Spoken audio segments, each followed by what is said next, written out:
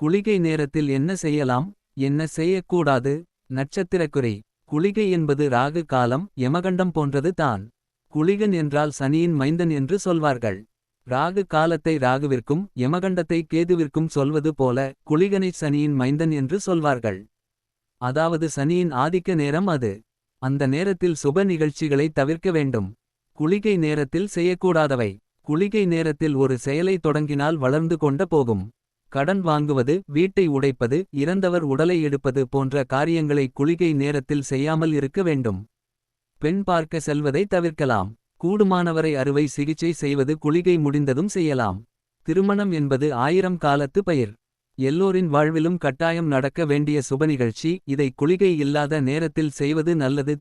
திரும்ப நிகழாமல் இருக்கும்.